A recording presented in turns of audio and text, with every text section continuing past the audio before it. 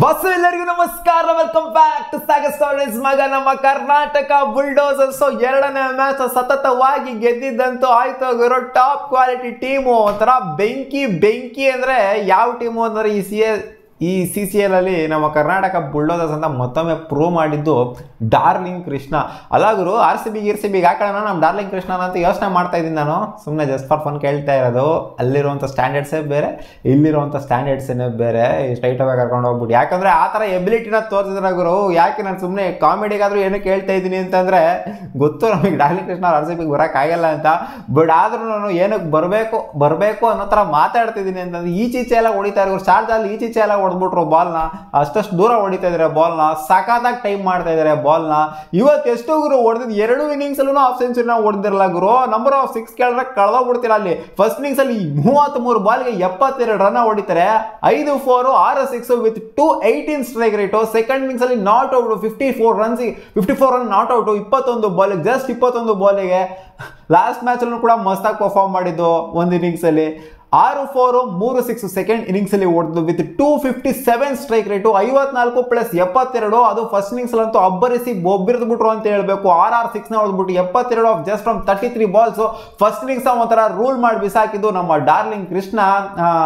ಇವರ 70+ ಸ್ಕೋರ್ ಇಂದ ನಮ್ಮ ಕರ್ನಾಟಕ ದಾಟ್ತು 110 + 170 ನೋಡಿತ್ತು. 3 ವಿಕೆಟ್ನ ಕಳ್ಕೊಂಡು, ವಿಕೆಟ್ಸ್ ಅಂತ ಜಾಸ್ತಿ ಏನು ಕಳ್ಕೊಂಡಿಲ್ಲ. ಬಟ್ ಆದ್ರೂ ಪ್ರತಾಪ್ ಅವರು ಕೂಡ ಪರ್ಫಾರ್ಮ್ ಮಾಡಿದ್ರು, ಡೀಸೆಂಟ್ ಪರ್ಫಾರ್ಮೆನ್ಸ್ ಕೊಟ್ಟರು. ಅವ್ರನ್ನು ಕೂಡ 117ಕ್ಕೆ 3 ವಿಕೆಟು. ಇದನ್ನ ಬೆನ್ನತ್ತಿ ಬಂದ್ರು.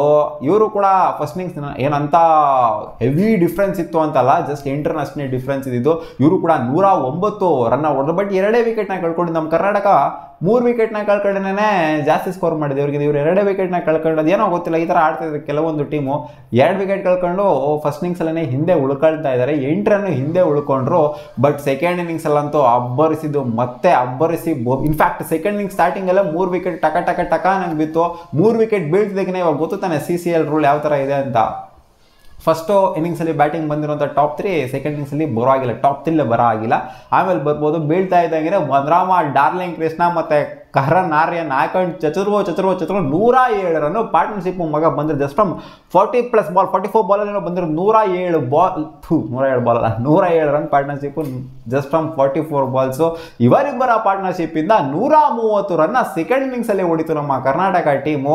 130 ಹೊಡಿತಾ ಇದ್ದಂಗೆ ಟಾರ್ಗೆಟ್ 138 ಆಗಿದ್ದು, 138ನ ಚೇಸ್ ಮಾಡೋದಕ್ಕೆ ಅಂತ ಬಂದರು. 108 ಅಷ್ಟೇ ಹೊಡೆಯೋಕ್ಕಾಗಿದ್ದು ಇವ್ರ ಕೈಲಿ. ಇವರು ಕೂಡ ಚೆನ್ನಾಗೇ ಆಡಿದ್ರು. ಬಟ್ ನಮ್ಮ ಕರ್ನಾಟಕ ಬ್ಯಾಟಿಂಗ್ನ ಇವ್ರಿಗಿಂತ ಬಲಿಷ್ಠವಾಗಿ ಪರ್ಫಾರ್ಮ್ ಮಾಡಿದ್ರು. ಆದ್ರಿಂದನೇ ಈ ಒಂದು ಪೊಸಿಷನಲ್ಲಿ ಇವತ್ತು ನಮ್ಮ ಕರ್ನಾಟಕ ಇರೋದು. ಅದು ನಮ್ಮ ಡಾರ್ಲಿಂಗ್ ಕೃಷ್ಣ ಅವರು ಬ್ಯಾಟಿಂಗ್ ಅಲ್ಲ ಅಂತ ಬೌಲಿಂಗಲ್ಲಿ ಬೇರೆ ಕಾಂಟ್ರಿಬ್ಯೂಟ್ ಮಾಡಿ. ಇನ್ಫ್ಯಾಕ್ಟ್ ಸೆಕೆಂಡ್ ಇನ್ನಿಂಗ್ಸಲ್ಲಿ ಹೊಡ್ಸ್ಕೊಂಡಂಗೆ. ಬಟ್ ಆದರೂ 2 ವಿಕೆಟ್ನ ತೆಗೆದ್ರು. ಫಸ್ಟ್ ಇನ್ನಿಂಗ್ಸಲ್ಲಿ ಬೇರೆ 1 ವಿಕೆಟ್ ತೆಗೆದ್ರು. ಒಟ್ಟಿನಲ್ಲಿ ಇವತ್ತು ಆಲ್ ರೌಂಡ್ ಪರ್ಫಾರ್ಮೆನ್ಸ್ ಇವರು 3 ವಿಕೆಟ್ನ ತೆಗೆದ್ರ ಜೊತೆಗೆ ಈ ಕಡೆ 70+ 1 ಇನ್ನಿಂಗ್ಸಲ್ಲಿ, 50+ 1 ಇನ್ನಿಂಗ್ಸಲ್ಲಿ. ಸುಮ್ಮನೆ ಮಾತಂತೂ ಅಲ್ವೇ ಅಲ್ಲ ಗುರು. ಒಂಥರ ಒಂಟಿ ಸಲಾಗ ಅಂತ ಒಂಥರ ಡಾರ್ಲಿಂಗ್ ಕೃಷ್ಣ ಇವತ್ತು ಮಿಂಚ್ಬಿಟ್ರು ಅಂತ ಹೇಳ್ಬೇಕು. 1 ಮ್ಯಾನ್ ಶೋ ಅಂತ ಹೇಳ್ಬೇಕು. ನಮ್ಮ ಕರ್ನಾಟಕ ಬುಲ್ಡೋಸರ್ಸ್ ಕಡೆ ನನಗೆ ಬೆಂಗಳೂರು ಬುಲ್ಸೇ ಬರುತ್ತೆ. ಯಾಕೆ ಈ ಬುಲ್ ಇರೋದ್ರಿಂದ ನನಗೆ ಬೆಂಗಳೂರು ಅಂತಲೇ ಬರುತ್ತೆ. ಬೆಂಗಳೂರು ಬುಲ್ಸ್, ಕರ್ನಾಟಕ ಬುಲ್ಡೋಸರ್ಸ್, ಅದರಿಂದ ನನಗೆ ಬೆಂಗಳೂರು ಅಂತಲೇ ಬಂದ್ಬಿಡುತ್ತೆ ಸ್ಟಾರ್ಟಿಂಗಲ್ಲಿ. ಸೊ ಓಕೆ, 2ನೇ ಮ್ಯಾಚ್ ಅಂತೂ ಸತತವಾಗಿ ಗೆದ್ದಿದ್ದಂತೂ ಆಗಿದೆ. ಡಾರ್ಲಿಂಗ್ ಕೃಷ್ಣ ಅವರು 2 ಮ್ಯಾಚಲ್ಲಿ 3 ಹಾಫ್ ಸೆಂಚುರಿನಂತೂ ಕಂಪ್ಲೀಟ್ ಮಾಡೋಂತೂ ಆಗಿದೆ. ಒಟ್ನಲ್ಲಿ 1 ಮ್ಯಾನ್ ಶೋ ಅಂತೂ ಮಾಡ್ತಾ ಇದ್ದಾರೆ. ಲಾಸ್ಟ್ ಇಯರ್ ಆ್ಯಕ್ಚುಲಿ ಇಷ್ಟೊಂದೆಲ್ಲ ಹೆವಿ ಫಾರ್ಮಲ್ಲಿ ಡಾರ್ಲಿಂಗ್ ಕೃಷ್ಣ ಕಾಣಿಸ್ಕೊಂಡಿಲ್ಲ. ಬಟ್ ಈ ಇಯರ್ ಅಂತೂ ಒಳ್ಳೆ ಭಯಂಕರ ಫಾರ್ಮಲ್ಲಿ ಅಂತೂ ಕಾಣಿಸ್ಕೊತಾ ಇದ್ದಾರೆ. ಎಲ್ಲರೂ ಆಪೋನೆಂಟ್ ಎಲ್ಲ ಅದ್ರಬೇಕು ಡಾರ್ಲಿಂಗ್ ಕೃಷ್ಣ ನೋಡ್ಬಿಟ್ಟು ಆ ಥರ ಫಾರ್ಮ್ನ ಮೇಂಟೈನ್ ಮಾಡ್ತಾ ಇದ್ದಾರೆ. ಬೆಂಗಾಲ್ ಟೈಗರ್ಸ್ ಅಂತ ಏನು ಸುಲಭ ಟೀಮ್ ಏನಿರಲಿಲ್ಲ. ಇವತ್ತು ಕಷ್ಟನೇ ಇತ್ತು ಆ್ಯಕ್ಚುಲಿ. ನಮ್ಮ ಲಾಸ್ಟ್ ಮ್ಯಾಚಿಗೆ ಕಂಪೇರ್ ಮಾಡ್ಕೊಂಡ್ರೆ ಈ ಮ್ಯಾಚ್ ಇನ್ನೂ ಸ್ವಲ್ಪ ಕಷ್ಟನೇ ಇತ್ತು. ಬಟ್ ಆದರೂ ಆರಾಮಾಗಿ ಸಲೀಸಾಗಿ 30 ರನ್ನಿಂದ ಆರಾಮಾಗಿ ಶಿಸ್ತಾಗಿ ಗೆದ್ದಿದ್ದೀವಿ. Just because of Darling Krishna's ಒಂಟಿ ಸಲಾಗ ಪರ್ಫಾರ್ಮೆನ್ಸ್. ಬೇರೆ ಯಾರೂ ಆಡಿಲ್ಲ ಅಂತಲ್ಲ, ಬೇರೆನೂ ಕೂಡ ಸಖತ್ತಾಗೇನೆ ಪರ್ಫಾರ್ಮ್ ಮಾಡಿದ್ದಾರೆ. ಆಸ್ ಎ ಬೌಲಿಂಗ್ ಯೂನಿಟ್ ನೋಡಿದ್ರೆ ಬೌಲಿಂಗ್ ಯೂನಿಟು ಕೂಡ ಸಖತ್ತಾಗಿ ಪರ್ಫಾರ್ಮ್ ಮಾಡಿದೆ. ಬಟ್ ಬ್ಯಾಟಿಂಗಲ್ಲಿ ರೂಲ್ ಮಾಡಿದ್ದು ಡಾರ್ಲಿಂಗ್ ಕೃಷ್ಣ ಅಷ್ಟೇ, ನನ್ ಅದರ್ ದ್ಯಾನ್ ಡಾರ್ಲಿಂಗ್ ಕೃಷ್ಣ. ನೋಡೋಣ ಏನಾಗುತ್ತೆ ನೆಕ್ಸ್ಟ್ ಮ್ಯಾಚ್ ಅಂತ. ನಿಮಗೇನು ಅನಿಸ್ತು ಡಾರ್ಲಿಂಗ್ ಕೃಷ್ಣ ಅವರ ಪರ್ಫಾರ್ಮೆನ್ಸು?